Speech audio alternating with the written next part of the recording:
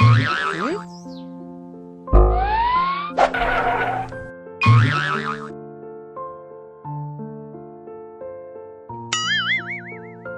गांव में लल्लू जलेबी वाला रहता था। लल्लू जलेबी बनाता और बेचता।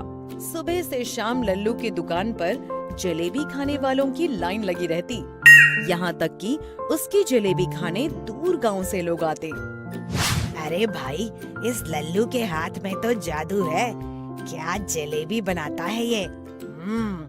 वाह, मजा ही आ गया। सही कहा सोनू भाई। लल्लू भैया, मुझे जरा 50 रुपए की जलेबी दे दो, घर ले जाऊंगा। घर वालों को भी आज खुश कर दूं। तो इस प्रकार लोगों को लल्लू की जलेबी बहुत अच्छी लगती। लल्लू अपनी प्रसिद्धि से जिंदगी में बहुत खुश था। एक दिन एक आदमी लल्लू की दुकान पर जलेबी खा रहा था। उसे जलेबी बहुत स्वादिष्ट लगी। उसने लल्लू से कहा, लल्लू भाई, तुम्हारी ये जलेबी तो बहुत स्वादिष्ट है। एक प्लेट और लगा दो। जलेबी तो उस आदमी को पसंद आ ही गई थी। खाते खाते उसने लल्लू से कहा, भाई मजा आ गया। ऐसा लग रहा है मानो किसी ने अमृत रस भर दिया हो इस जलेबी में। धन्यवाद भाई साहब। अब तो बस इसी काम की आदत हो गई। जलेबी बनाओ और खिलाओ। वैसे अगर जलेबी के साथ बढ़िया मलाईदार रबड़ी भी होती तो मजा आ जाता। आपकी बात ठीक है, पर मुझे सिर्फ जलेबी बनानी आती है। वैसे भी जलेबी बनाने में सारा दिन बीत जाता है, तो रबड़ी कैसे बनाऊं? अरे लल्लू भाई, क्या बात करते हो। उसके लिए हलवाई रख लो। एक बहुत ही बढ़िया रबड़ी बनाने वाले हलवाई को जानता हूँ। कहो तो कल ही उसे ले आता हूँ। विश्वास करो, दुकान और भी अधिक प्रसिद्ध हो जाएगी। अब लल्लू उस आदमी की बात गौर से सुनने लगता है और मन ही मन सोचता है, हमारी जलेबी तो चल ही रही है कब से। कुछ पैसे तो हम जमा कर ही चुके हैं। अब जरा काम को बढ़ाया जाए। अरे बाबू, हम तैयार हैं। चलो फिर ठीक है लल्लू भाई, कल सुबह मिलो। अगली सुबह वो आदमी रबड़ी बनाने वाले हलवाई को लल्लू से मिलवाता है और काम भी शुरू हो जाता है।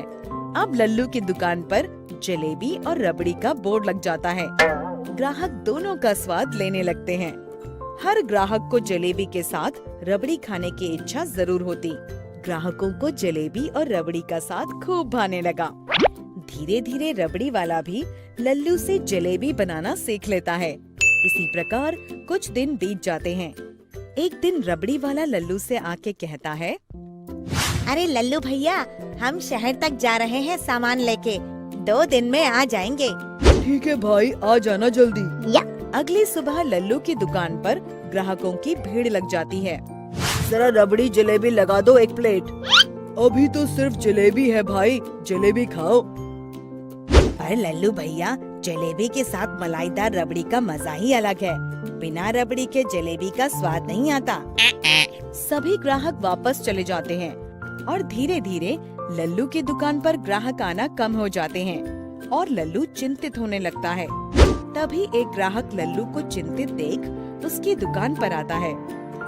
क्या हुआ लल्लू भाई, बड़े चिंतित लग रहे हो। क्या बताऊं भाई, आजकल जलेबी ही नहीं बिकती और आज 6 दिन हो गए, रबड़ी वाला भी नहीं आया। क्या बात करते हो, जलेबी नहीं बिकती? उस गांव में जलेबी खूब बिक रही है और रबड़ी भी। खा के देखो, मैं भी वहाँ से लाया हूँ।